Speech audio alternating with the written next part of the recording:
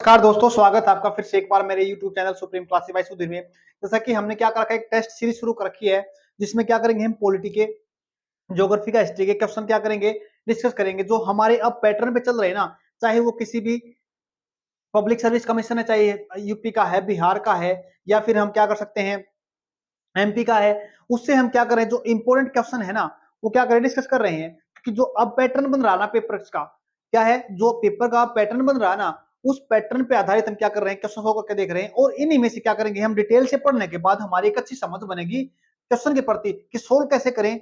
और जो जैसे हमारे डिस्कस करने के बाद क्या करेंगे, जो एसएससी में प्रश्न आएंगे, या फिर जो हरियाणा सीईटी में आएंगे, या फिर दिल्ली पुलिस वाले में आएंगे, उनके लिए काफी हेल्पफुल ये सीरीज आपके लिए होगी। तो आज हम पहला क्वेश्चन करते हैं। देखो क्या है, जो हमारा पहला क्वेश्चन है, निम्नलिखित में से कौन सा मौलिक कर्तव्य नहीं है। देखो क्या करता है, हरियाणा में भी ऐसा पैटर्न बना रखा है। वो क्या करता है, चार स्टेटमेंट दे देता है और चार स्टेटमेंट दे के पूछता है ये भाई गलत कौन सी है इसमें से, या फिर चार दे देता है उसमें से सही बतानी होती है हमारे को। क्या है, या तो सही पूछ लेता चार में से, या फिर गलत पूछ लेता है। जो एग्जाम हरियाणा के अंदर पीछे हुए थे ना, क्या पुलिस वाले जो हुए थे, पुलिस के पेपर हुए थे, उसमें क्या कर रखा था, चार स्टेटमेंट दे दी और उसमें से पूछे गलत कौन सी है, सही कौन सी है। तो इसी पैटर्न पे हमने क्या कर रखा है, अपने टेस्ट शुरू कर रखे। देखो पहला क्वेश्चन क्या रहेगा, ये हमारा यूपी पब्लिक सर्विस कमीशन ने पूछा गया है। इसको हम सोल्व करके देखते हैं। देखो क्या है, निम्नलिखित में से कौन सा मौलिक कर्तव्य नहीं है। क्या है मौलिक कर्तव्य, ये क्या होते हैं हमारे, एक तरह क्या होती है, ड्यूटी होती है कि हमारे अपने देश को क्या है, अपने देश के प्रति क्या होती है, हमारी ड्यूटी होती है। उन ड्यूटियों को क्या करते हैं, हमें निभाते हैं ताकि हमारा जो जो देश है ना वो अच्छे तरीके से क्या करे, प्रगति करे, और अच्छे से हमारे देश की क्या बने, एक रिस्पेक्ट बने एक इंटरनेशनल लेवल पर। अब देखते हैं हमारा क्या होना चाहिए। पहला ऑप्शन है राष्ट्रगान का क्या करना चाहिए, सम्मान करना चाहिए। नेशनल एंथम उसका क्या करना चाहिए, हमारे को रिस्पेक्ट करनी चाहिए। दूसरा है हमारे पास प्राकृतिक वातावरण की रक्षा एवं संवर्धन। क्या संवर्धन का मतलब उसकी उसका संरक्षण करना। क्या होता है, प्राकृतिक वातावरण की रक्षा एवं संवर्धन करना। उसके बाद सार्वजनिक संपत्ति की सुरक्षा करना। उसके बाद राष्ट्रीय महत्व के स्मारकों और स्थानों की रक्षा करना। देखो सबसे पहले देखते हैं हम जो हमारे मौलिक कर्तव्य ना, क्या मौलिक कर्तव्य ना, कई बार पेपर में क्या पूछ लेता है, जो हमारे मौलिक कर्तव्य हैं वो हमारे किस भाग के अंदर आते हैं। क्या ये हमारे किस भाग के अंदर आते हैं, ये हमारे जो भाग है ना वो है हमारा फोर्थ। कौन सा हमारा फोर्थ भाग है। फोर्थ भाग में ए क्या है, फोर्थ ए के अंदर आते हैं। इस ए का मतलब क्या होता है, यानी संविधान में संशोधन करके कौन से भाग के अंदर है, चार भाग के अंदर, फोर्थ भाग के अंदर संशोधन करके क्या जोड़ा गया है, इस भाग को जोड़ा गया है। कब हुआ था ये संशोधन है, ये हुआ था जी 1976 में। कब हुआ था ये, 1976 के अंदर हुआ था। जिसमें क्या करे थे, हमारे मौलिक कर्तव्य किसको जोड़ा गया था, मौलिक कर्तव्य को जोड़ा गया था। पहले मौलिक कर्तव्य कितने थे अपने, पहले मौलिक कर्तव्य थे 10 थे। वो कितने थे, 10 थे। ये जो सरवण सिंह कमेटी थी ना, क्या इंदिरा गांधी जो गवर्नमेंट चल रही थी, नेशनल इमरजेंसी थी 1975 टू 77 चली थी, उसमें क्या गया था, उसमें इनकी कमी को महसूस किया गया था। यानी क्वेश्चन क्या बनेगा, मौलिक अधिकार किस टाइम में हमारे संविधान में लाए गए, या फिर किसकी कमी को देखते हुए। क्योंकि जो हमारे फंडामेंटल यानी आधारभूत जो अधिकार मिले हुए ना हमारे को, जो फंडामेंटल राइट्स मिले हुए ना, उनका तो हम क्या कर लेते हैं, यूज कर लेते हैं। उनका यूज करने के साथ साथ इंसान को अपनी ड्यूटी भी तो निभानी होती है, ड्यूटी भी देनी पड़ती है। तो क्या किया हमने, ड्यूटी के देखते हुए क्या कर रखा है, ये जो मौलिक कर्तव्य हैं अपने संविधान के अंदर कब जोड़े थे, 1976 में जोड़े थे। कब कितने थे, जब पहले थे 10 से, और भाग कौन सा, वो चार भाग के अंदर जोड़े गए हैं।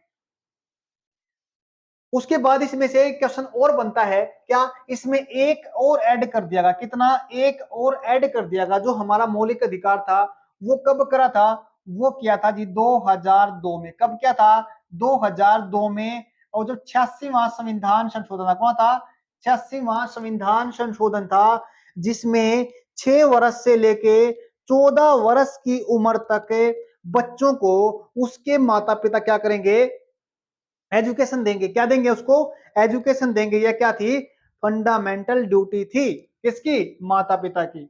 ये कब जोड़ा गया था, 1976 में जोड़ा गया था। और जो 1976 में संविधान में क्या हुआ था, अमेंडमेंट हुआ था, संशोधन हुआ था, तो कौन सा संशोधन था वो था जी 42वां संविधान संशोधन।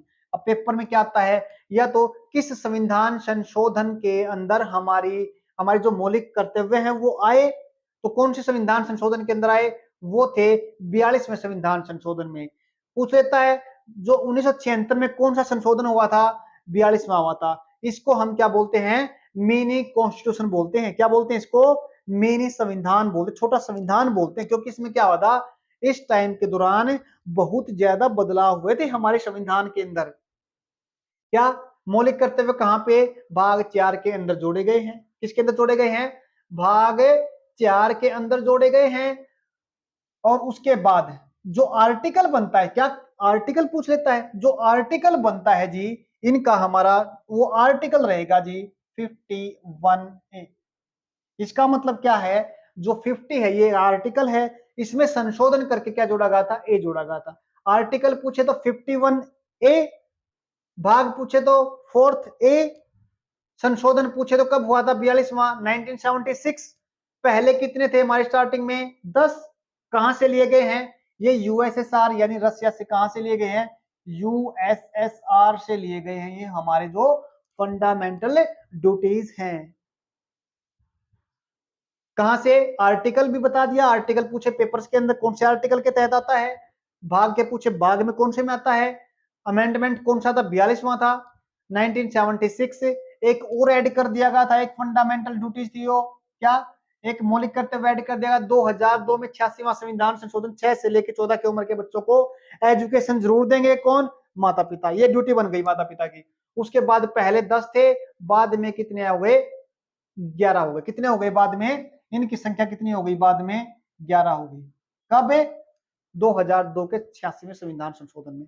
सरवण सिंह कमेटी थी ये, हमने देखा। अब देखो पहला जो ऑप्शन है हमारे पास, ए, राष्ट्रगान की रिस्पेक्ट करना, ठीक है ना, नेशनल एंथम की रिस्पेक्ट करना, ये हमारा क्या है, मौलिक कर्तव्य है। क्या ये हमारा मौलिक कर्तव्य है।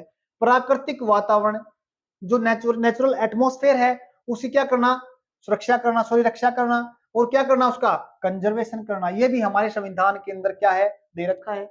उसके बाद सार्वजनिक संपत्ति की क्या है, जो पब्लिक, क्या है, जो पब्लिक प्रॉपर्टी है ना, उसे क्या करना, सुरक्षा करना, क्या है हमारा कर्तव्य है। ये भी क्या, ये कर्तव्य के अंदर आता है। लेकिन राष्ट्रीय महत्व की जो स्मारकें है ना, और जो स्थान है, उनके बारे में फंडामेंटल ड्यूटी के बारे, फंडामेंटल ड्यूटी या मौलिक कर्तव्य के बारे में नहीं बताया गया। तो हमारा जो ऑप्शन रहेगा, ये जो डी ऑप्शन है, ये गलत हो जाएगा। तो हमारा क्या है, मौलिक कर्तव्य ये नहीं है। अब नेक्स्ट क्वेश्चन क्या बनता है अपने पास, निम्नलिखित विषयों पर विचार करें व संविधान में जैसा क्रमानुसार है व्यवस्थित करें। इस टाइप के क्वेश्चन बहुत इंपॉर्टेंट है, बहुत। अब इसी तरीके से क्वेश्चन बनते हैं, क्या क्या संविधान के अंदर कोई चीज रखी गई है, पेपर में दे देता, पूछा जाता है, फिर क्या उसी के हिसाब से रखना है, पहले कौन चीज रखी गई है, दूसरे कौन सी रखी गई, तीसरे कौन सी रखी गई है, ऐसे क्वेश्चन बनते हैं। अब देखो क्या पूछा गया क्वेश्चन के अंदर है, जो संविधान के अंदर ये रखा ना, उसी के हिसाब से रखना है। पहला देखो, संघ एवं उसका कार्यक्षेत्र, किसके बारे में, यूनियन एंड इट्स टेरिटरी, इसके बारे में हम कहां बात करते हैं, कहां बात करते हैं, इसमें करते हैं भाग 1। क्या, जो भाग 1 है ना अपना, क्या पार्ट 1 में बात की गई है, भाग 1 के अंदर। और किसमें, आर्टिकल कहां से कहां बनते हैं, आर्टिकल बनते हैं जी 1 से लेके, क्या 1 से लेके 4 आर्टिकल तक बात कर रखी है। संघ यानी यूनियन एंड इट्स टेरिटरी, संघ तथा उसका कार्यक्षेत्र के बारे में बताया गया भाग 1 के अंदर। 1 से 4 आर्टिकल है, 4 अनुच्छेद है।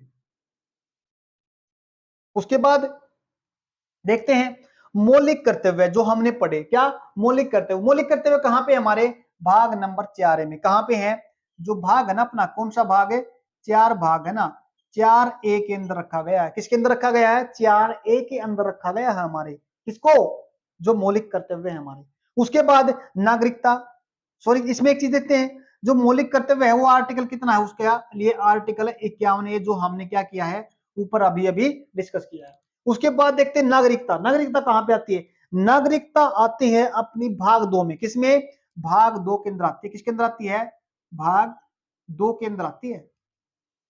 आर्टिकल क्या रहता है इसका, ये तो क्या है 1 से 5 4 है, और ये रहता आर्टिकल रहता है इसका 5 से लेके 11 तक रहता, क्या रहता है 11 तक रहता। पेपर में क्वेश्चन बन सकता है जो हमारी नागरिकता है उसके लिए आर्टिकल कहां से कहां तक है, या पूछ सकता है भाग कौन से में रखा गया है। आर्टिकल पूछे तो 5 से लेके 11 तक, अगर भाग पूछे तो हमारा 2। अब हमारा क्या है, राज्य के नीति निर्देशक तत्व, क्या है राज्य के नीति निर्देशक तत्व, इसको बोलते हैं directive principles of the state policy. ये कहां से ले रखे हमने, ये जो है ना, ये हमने ले रखे हैं कहां से, आयरलैंड से। कहां से लिए गए हमने ये लिए हमने आयरलैंड से, आयरिश कॉन्स्टिट्यूशन से। कहां से, आयरलैंड से, आयरलैंड के संविधान से लिए हमने इनको। ये कौन से भाग में आता है, ये हमारा जो भाग है ना, किसके लिए, राज्य के नीति निर्देशकों के लिए। ये जो भाग है, ये भाग है अपना 4। कौन सा भाग है ये, 4A में बात की गई है इसके। इसके जो आर्टिकल रहेंगे ना, वो रहते हैं कहां से, 36 से लेके ये रहते हैं अपने 51 तक। कहां तक है, 36 से लेके 51 तक। कहां से रहते हैं, 36 से लेके 51 तक। आर्टिकल की बात करें तो 36 से 51, अगर कहां से लिया गया है, आयरलैंड से लिया गया है। क्या क्या है, राज्य के नीति निर्देशक तत्व हमने पढ़ लिया सभी के बारे में। अब देखते हैं ऑप्शन में क्या रहा है। पहला ऑप्शन है 4 1 2 1 3। देखो 4 तो पहले नहीं हो सकता संविधान के अंदर, क्योंकि पहले किसकी बात कर रखी है, सबसे पहले तो बात कर रखी है पार्ट ए की, यानी ए तो नहीं है इसके अंदर, ये गलत हो गया अपने पास। उसके बाद ऑप्शन देखते हैं हम, सी देखते हैं ऑप्शन तीसरे से, तीसरा तो नहीं है, ये भी गलत हो गया अपने पास। उसके बाद 2 दे रखा है, 2 तो नहीं, 2 कौन सा है, मौलिक करते हुए कितने दे रखे हैं, भाग नंबर 4A में दे रखे हैं, ये भी गलत हो गया। तो हमारा ऑप्शन क्या बनता है, देखो पहले क्या है, 1 तो दे रखा अपना पार्ट ए के अंदर, दूसरे में दे रखा, फिर क्या दे रखा है 3, नागरिकता किस में आती है, 2 के अंदर आती है, तो इसका मतलब 2। और उसके बाद कितना दे रखा है, भाग नंबर 4 कौन सा है अपने पास, अभी पढ़े हमने राज्य के नीति निर्देशक। तो ये क्या होती है, गाइडलाइंस होती है, क्या होती है ये, गाइडलाइंस होती है।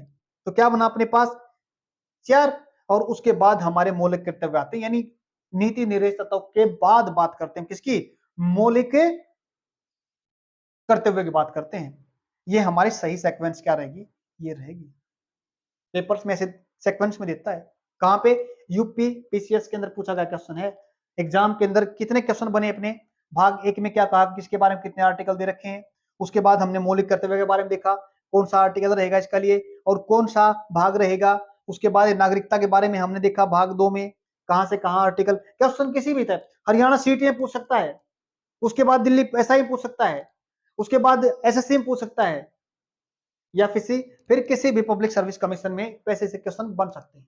अब नेक्स्ट क्वेश्चन देखते हैं, निम्न कथनों पर विचार करके सही लिखें। क्या है, कथनों को पढ़ के सही लिखें। सही कौन सा है इसके अंदर, देखो भारत निर्वाचन आयोग के मुख्य निर्वाचन आयुक्त को सर्वोच्च न्यायालय के न्यायाधीश के वेतन के बराबर वेतन मिलता है। देखो जो हमारा क्या कह रहा है क्वेश्चन के अंदर, जो हमारा इलेक्शन कमीशन ऑफ इंडिया होता है, क्या होता है, इलेक्शन कमीशन ऑफ इंडिया होता है, क्या होता है, इलेक्शन कमीशन ऑफ इंडिया, ये आता है आर्टिकल 324 में। किस में आता है, आर्टिकल 324 में इलेक्शन कमीशन ऑफ इंडिया की बात कही गई है। किसकी बात कही गई है, इंडिया की बात करी है। ये क्या करता है, इलेक्शन कराने का काम करता है। क्या करता है ये, इलेक्शन कराने का काम करता है हमारी पार्लियामेंट के, और जो हमारी स्टेट की जो क्या होगी, स्टेट असेंबली होगी, क्या होगी, विधानसभा के इलेक्शन कराने का काम करता है अपने पास। क्या कहा गया है, जो मुख्य निर्वाचन आयुक्त होता है ना, यानी election commission, chief election commission of India, क्या जो इसका वेतन होता है वो जज के, सुप्रीम कोर्ट का जज होता है, क्या उसके समान होता है। पहले लाइन में बोला गया ये, क्या सुप्रीम कोर्ट का जो जज होता है क्या उसके समान इसका वेतन होता है, किसका, chief election commission of India का क्या होता है। ये बात बिल्कुल सही है, क्या है, ये बात बिल्कुल सही है, होता है। ये क्या होता है, जो chief election commission of India का जो वेतन होता है वो किसके बराबर होता है, सुप्रीम कोर्ट के जो जज होते हैं उनके समान होता है। बिल्कुल होता है जी। भारत के मुख्य निर्वाचक आयुक्त का जो कार्यकाल पदभार ग्रहण करने की दिनांक से 6 वर्ष की अवधि या 65 वर्ष की आयु जो पहले हो वही होता है। देखो ये कह रहा है, जब chief election commission of India क्या करता है, पद संभालता है, यानी क्या लेता है, ओथ लेता, वो इंटर करता अपने ऑफिस में, क्या करता है, इंटर करता अपने ऑफिस के अंदर।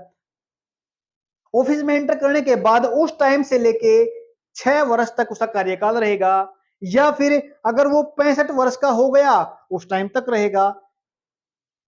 ये दोनों होना जरूरी है, या तो 6 वर्ष पहले हो जाए या उसकी 65 वर्ष उम्र हो जाए, दोनों में से कोई भी पहले हो जाए तो उसका क्या हो जाएगा, कार्यभार हो जाएगा पूरा। कार्यभार मतलब वो क्या हो जाएगा, उसके बाद रिटायर हो जाएगा, या तो 6 वर्ष पहले हो जाए या उसकी उम्र 65 वर्ष पहले हो जाए। ऐसा ही जो क्वेश्चन बनता है अपने पास, जो हमारी यूपीएससी होती है ना, क्या होती है, यूपीएससी, यूपीएससी का भी कितना होता है, 665 होता है, कितना होता है, 6 to 65 होता है।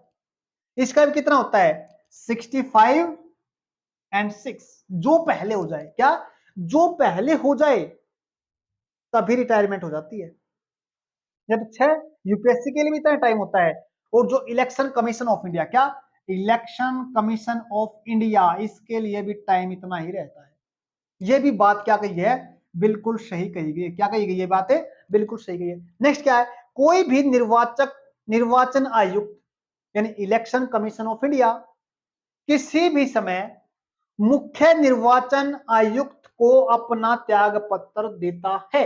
इसका मतलब क्या हो गया, देखो जो हमारे chief election commission of India होता है, एक तो होता है चीफ इलेक्शन कमीशन, क्या होता है, इसमें क्या होती है, ये 3 मेंबर बॉडी होती है, क्या होती है, जो हमारे इलेक्शन कमीशन ऑफ इंडिया होती है, ये हमारी 3 मेंबर बॉडी होती है, क्या होती है, ये 3 मेंबर बॉडी होती है। यानी एक तो होता है चीफ इलेक्शन कमिश्नर और दो होते हैं अदर इलेक्शन कमिश्नर। हो गए, 3 हो गए। इसमें क्या कहा गया, इस लाइन का मतलब क्या हो गया, जो अदर इलेक्शन कमीशन है ना, क्या, अदर इलेक्शन कमिश्नर है ना, वो क्या करेंगे, जो चीफ इलेक्शन कमिश्नर है ना, यानी मुख्य चुनाव आयुक्त है, क्या उसको संबोधित करते हुए त्याग पत्र देंगे।